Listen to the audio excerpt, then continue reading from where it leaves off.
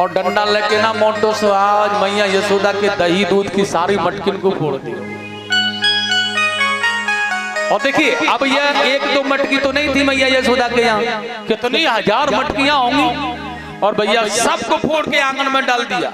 और जब आंगन में दूध दही मटकी साफ पड़ा है ना, तो यह मैया यशोदा का आंगन है ना, ऐसा लग रहा है जैसे कि सफेद रंग का, वाइट माने सफेद रंग का कोई सागर लहर रहा है। ग्वाल वालों से कहा सुनो जल्दी आ जाओ भैया, आज हमारे यहाँ दावत है। और सारे ग्वाल बाल वाई में नहा रहे हैं, वाई में स्नान कर रहे हैं, वाई में खा रहे हैं, बंदर भालू कूद कूद के आनंद ले रहे हैं। यशोदा मैया ने देखो इतना नुकसान काहे नहीं कर दिया। कोई बात ना, रोज का है ना उसका तो ये मानो कि एक दिन का बिखर गया होगा। लेकिन देखी वो मटकी फूटी वही पड़ी। कौन सी वाली? वाकई सास की दादी की मटकी रखी आई। और जैसी वह मटकी को देखो फूटी वही बड़ी, हाय राम, माथा पीट के रो लगी। अरे या कौन फोड़ रही है? और रो रही है मैया यशोदा। मटकी से बहुत लगाव हुआ करता था पहले मैयाओं को, मटकियों से। अब मटकी तो काई के घर में मिल जाए तो बहुत जानी है। अब तो जो दधी मंथन का किया जाता है ना, वो मटकियों में नहीं। अब तो भैया कोई बाल्टी में ही कर रहा है, कोई डिब्बे में कर रहा है। तो अब वो मटकी वाला सिस्टम नहीं है। पहले मिट्टी की बर्तन होते थे, उसमें बड़ा आनंद आता था उसका। वो मटकी फूटी वही पड़ी। अब भैया मैया रो रही है। बलराम जी आए स्नेह से, मैया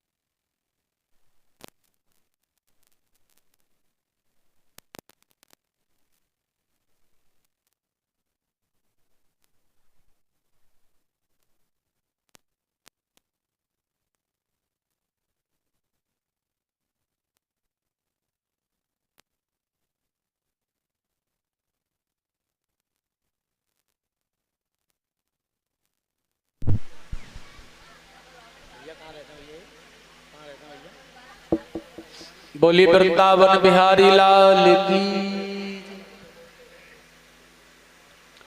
न जोर से बोलो जयकारो। बोली आनंद कंद भगवान की।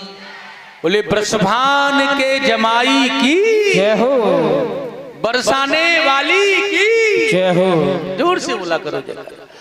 तो मैं कहा करो कथा में तो ध्यान भूल गए, बताइए जरा। का ये याद है कहा करो? का करो कल बात बना रही तुम बैठी बैठी है, बताओ कहाँ चल रही कथा?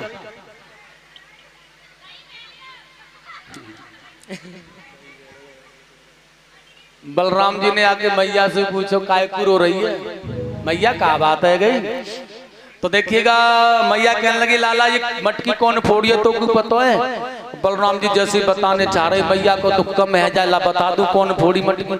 एकदम से पीछे खम्भ के पीछे खड़े भाई कन्हैया कहने लगे सुनो हमारी मैया को अगर कहो ना कि मटकी हमने फोड़ी है। अब भाई भागे भागे जा रहे हैं रोड़ी मैया के पास। और सुनो बलराम भैया जा करके मैया से कहोगे देखो मैया तुम्हारो लाला है ना रोज सवेरे सवेरे भांग का गोला खा गए। बलराम जी मूड खुजान लगे या से पार ना पड़ने की भैया, या कि मैया तो जो मारेगी सो मारेगी, हमारी मैया बहुत मारेगी हमको। देख मैया हमें ना पता, हम ना जाने कौन फोड़ी तेरी मटकी। और देख रहे कन्हैया पीछे से और यशोदा रानी देख रही है कि ये पास में ना आए और वहीं चुपका देख रहे हो तो जरूर याई ने कचुकी होगा। और मैया ने सांटी उठाई भैया, और जैसे सांटी मैया ने उठाई हाथ में लाला समझ गयो कि अब तो मार पड़नी है। और एकदम से आगे आगे लाला और पीछे पीछे मैया भागते जा रहे हैं। अब मैया बड़ी बूढ़ी बेचारी थक गई बैठ गई। अब विचार कर रही है ऐसे तो पकड़ो ना जाएगा, अब कैसे पकड़े। अब मैया कहने लगी लाला तेरे माखन रोटी को समय है गयो है, देख मैं तो सु कछु ना कहूंगी लेकिन आगे ऐसा नुकसान मत करियो। तेरे बाबा आ रहे होंगे गाय चरा करके, इसलिए ना चल तो को माखन खिलाऊंगी। कन्हैया कहने लगी माखन की बात है रही है तो। और मैया कैसे जाल में फंसा करके बुला रही है। लेकिन भगवान ने कहा देख मैया तेरी यह सांटी से मुझको डर लगा है और तू सांटी को फेंक देगी ना तो तेरे पास में आ जाऊंगा। और मैया ने सांटी को दूर फेंक दिया मैया, और जैसे ही सांटी को फेंका कन्हैया पास में आ गया। और जैसे ही कन्हैया पास में आया यशोदा मैया ने कस के हाथ पकड़ लियो। अब देखूंगी तो अब देखूंगी अब कैसे भागे वो। और पकड़ के ला करके ना आंगन में ऊखल से बांध दियो। यहाँ भी ऐश्वर्य शक्ति ने कुछ कमाल किया था। बांध रही थी ना मैया तो 2 अंगुल रस्सी छोटी पड़ जाती है ना, लेकिन वह ऐश्वर्य की नहीं प्रेमक तो शक्ति की वजह हुई जिससे भगवान बन गए। मैया का प्रेम। और लाला को बांध के अपने कार में लग गई, या तो को रोटी ना दूंगी, तो को माखन ना दूंगी, ना छाछ पिलाऊंगी, ना खाइए तेरे पास आन दूंगी, देखियो यही धूप में खड़ा रखूंगी, अब पता चलेगी तो को कैसे नुकसान करें। कन्हैया कहाँ एक जगह पर ठहरने वाला। मैया जैसे ही गई एकदम से उखल नीचे गिरा लियो और गिरा के उखल को ना आंगन में लेकर। यमला अर्जुन के 2 वृक्ष थे आंगन में नंद बाबा के, और उन वृक्षों के बीच में होके निकल गए। उकल थोड़ा पीछे लंबो आ रहा है लटक कर, और सुई अटक गए वृक्ष में। कन्हैया जोर लगा, मैं जैसे जोर लगाया एकदम से वृक्ष नीचे गिरा। और देखिए इन वृक्षों के अंदर से सुंदर से 2 पुरुष निकले आज। और देखिए भगवान की बड़ी प्यारी स्तुति कर रहे हैं आज निकल कर। कृष्ण कृष्ण महायोग, कृष्ण कृष्ण महायोग, स्वमाघम पुरुषं परम, स्वमाघम पुरुषं परम, श्री कृष्ण गोविंद हरे मुरारे। श्री कृष्ण गोविंद सभी बोलो हरे मुरारे, हरे मुरारे, हे नाथ नारायण वासुदेवा।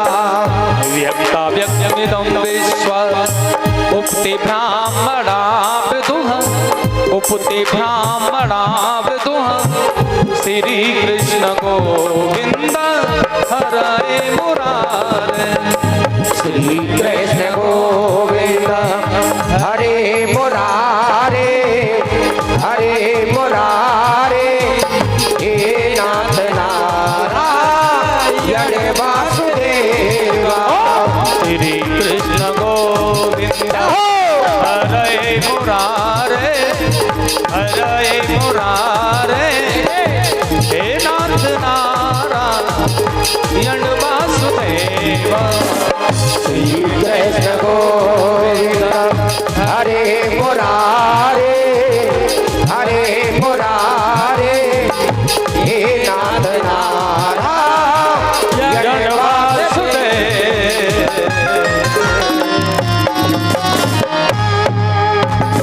ये दोनों ही पुरुष कुबेर के पुत्र हैं महाराज। नलकूबर और मणग्रीव नाम था इसका। एक बार यह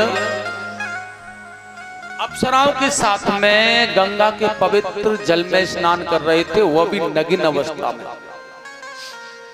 देवल ऋषि का यहाँ आना हुआ, उन अप्सराओं ने वस्त्र धारण कर लिए, लेकिन इन्होंने ना तो प्रणाम किया और ना ही वस्त्र पहने। और यह देवर्षि नारद को देख करके हंसने लगे। नारद जी ने देखा यह मर्यादा को भंग कर रहे हैं ये लोग, इन्हें सबक सिखाना अनिवार्य है।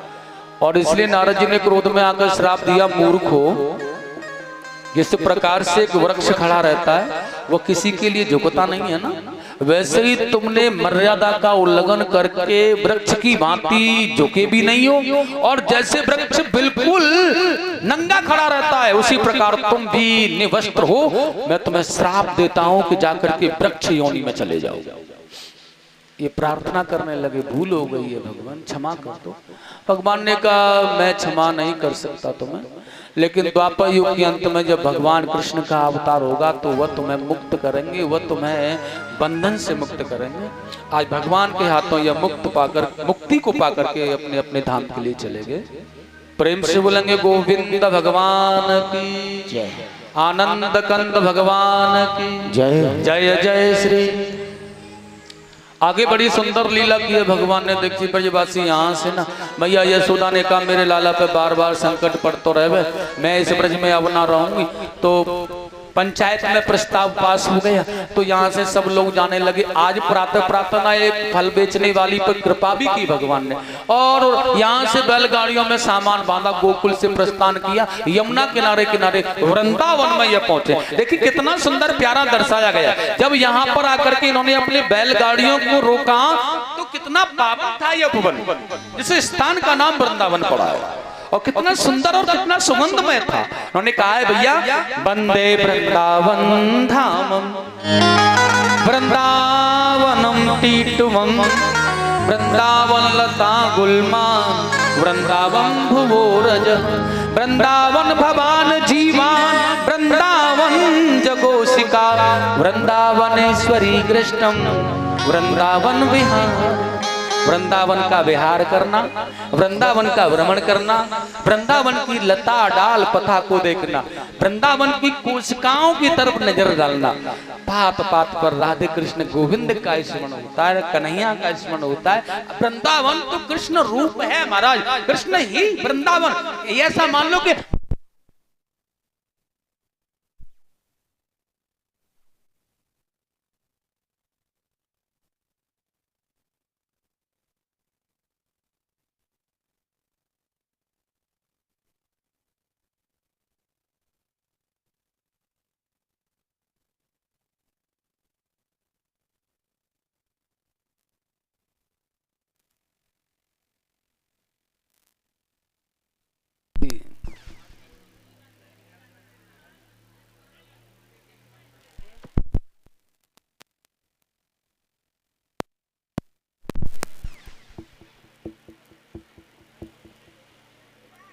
बोली वृंदावन बिहारी लाल की जय जय श्री राधे। तो वृंदावन में आ गए। तो देखिए वृंदावन में भी आने के बाद मैया तो डर रही थी कि वहां जाने पर खतरा कम हो जाएगा, लेकिन यहाँ भी वृतासुर नाम के दैत्य का भगवान ने उद्धार किया। एक दिन यमुना के किनारे पर बकासुर का उद्धार किया, जो बगले के भेष में आया था मैया भगवान ने। और इसी प्रकार भगवान की कुमार अवस्था ब्रज में व्यतीत होने लगी। तो यशोदा मैया को एक दिन कहा है देख मैं बड़ा हो गया हूं, तो अब गायों को चराने जाऊंगा। जे देखिए भगवान ने तो बछड़ों को चराने का मुहूर्त निकलवा करके उन्हें बछड़े दे करके अपने साथियों के साथ भेज दिया। और सज्जनों आज बछड़े चराने भगवान जाया करते हैं, तो कंस का भेजा हुआ दैत्य एक दिन अघासुर आकर के मार्ग में बैठा हुआ है। और स्वामी सुखदेव जी ने बड़ा सुंदर कहा है, देखिए अघासुर है ना, सर्प का भेष बना करके आया और मार्ग में बैठा है।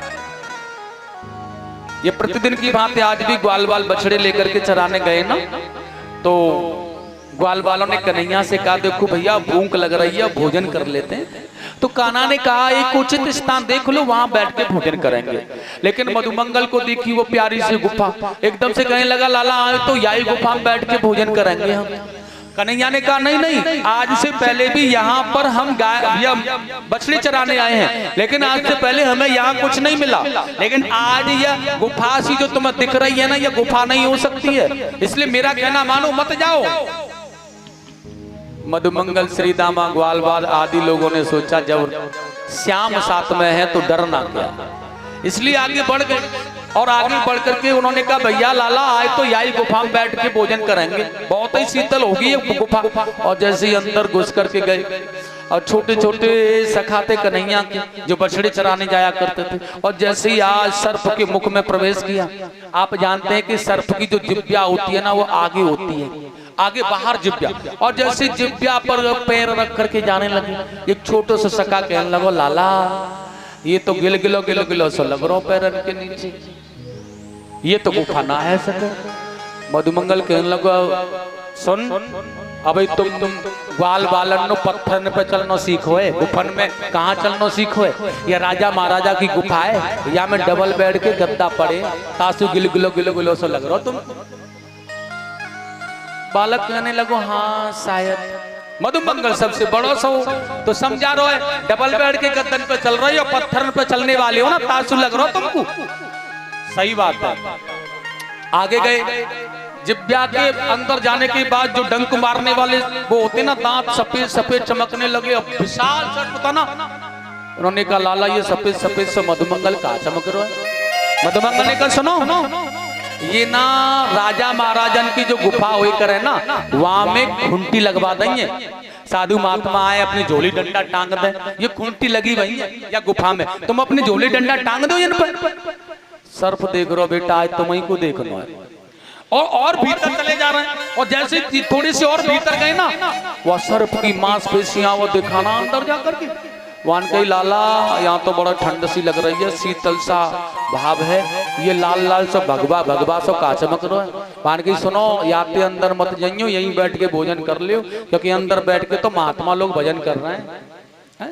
वो मांसपेशियां लाल लाल चमका ना, तो वो लाल वस्त्र पहन के महात्मा लोग भजन कर रहे हैं, यहीं बैठ जाओ। और सर्प देख रहे हो बेटा, आज तुमको देख ही लो, बस तुम्हारा ये आए सरदार आ गया।